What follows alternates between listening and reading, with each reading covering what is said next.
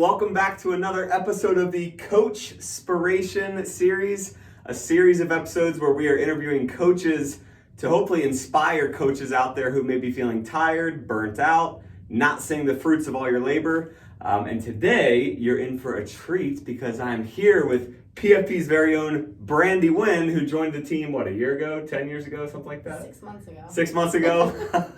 She's been on the team for 6 months, but she's already made such an impact. The clients love her, athletes, adults. So clearly, even though she doesn't realize it yet, what she does, she's got some specific things that she does that she doesn't even know that she does probably, that we're gonna talk about today that hopefully give you coaches out there some ideas, some tips, some ways that you can keep doing what you do as coaches. And so my first most important question is, what's your favorite color? Blue. Okay, that's good because she's on a team that all blue. That's not the most important question. The most important question is, how did you get into this? I'm actually very curious. I don't think I know the backstory behind what made you want to go into the apprenticeship at PFP and then actually start and become a coach. What was it that was kind of tugging on your heart? Well, I was a runner for many, many years, and that was all that I did. Mm-hmm. And then I got hurt, and I could no longer do that. Okay. When did you get hurt? Like 8 or 9 years ago. Okay. I hurt my knee, and it just, due to the injuries, it just kind of plagued me. So I tried strength training, fell in love with it, but for several years just kind of dabbled, didn't really have programs, didn't really have any consistency, didn't have a coach. So finally, when the pandemic hit, I was raising my kids, but then they were off in their own little worlds doing their virtual schooling. So I just decided that I was going to kind of take matters into my own hands, and I decided to go back to school at 40. Up top. That's inspiring in and of itself. Yes. And you majored in exercise science? I majored in exercise science through FCC, which allowed me to get my NASM certification, as well as going to graduate school for nutrition education. Mm-hmm. And then you ended up with what degree in nutrition? A master's degree in nutrition education. Mm-hmm. And you're still in the process of getting education right now, correct? Or are you done? I finished everything. You finished. Yep, right. Everything is done. So I have a health coach certification, a master's degree, and my NASM certification. Okay. And so that kind of sets the stage for why you went into the education piece. But now looking back, what was it so you got hurt.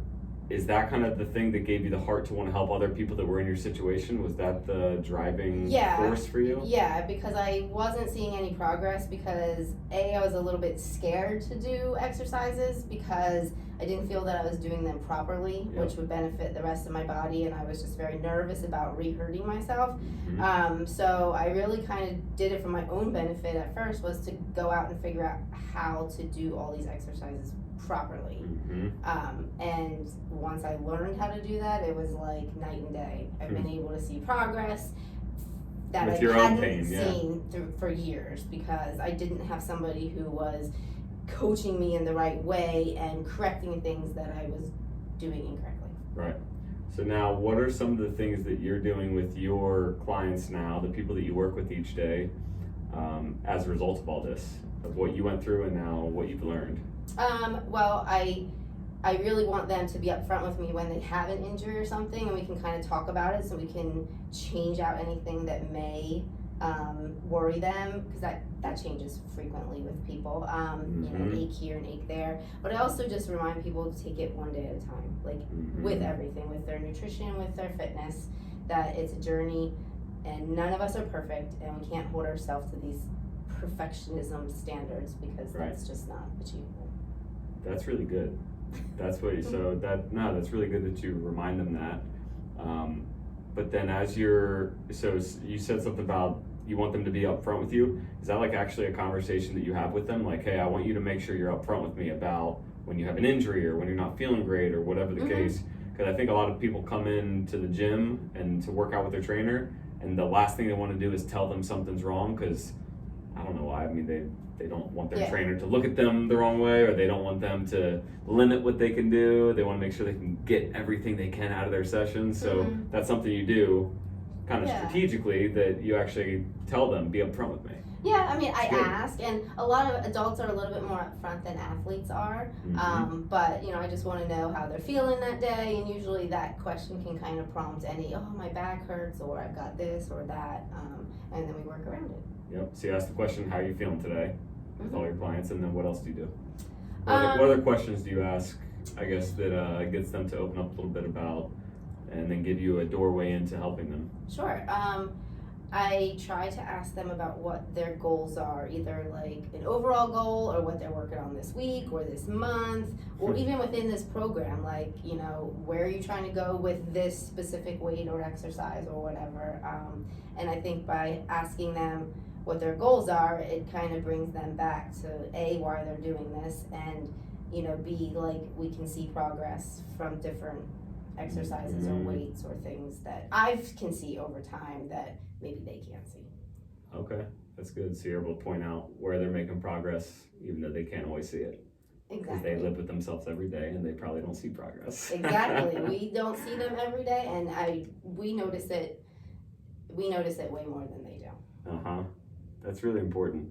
What else, if anything, do you do that makes them feel proud of themselves or feel accomplished when they aren't always feeling that? Because I think that's an important job of a coach, is to make the person you're coaching feel proud of themselves, feel accomplished, see what they can't see on their own. Well, I think the first thing is telling them that we're proud of them. Mm-hmm. Like reminding them of something from when they first started coming in, or something that they struggled with and didn't really want to do this exercise because they didn't like it or it hurt or whatever, and now they're either doing it or doing more reps of it. Just reminding them of that, because I think we forget where we started from, and we just kind of focus on the here and now. Absolutely. And there's always something you're trying to reach for, but you forget about where you started. Yeah, that's so good. Simple things. Man, it's the simple things we have to do with our clients, with the people that we're coaching. Tell me this, as a mom with multiple children, how many kids do you have? Two kids, okay. How much do they influence the way that you coach, if at all? I think with the athletes, they do influence me. I think about, my children are night and day in their personalities, but I think that I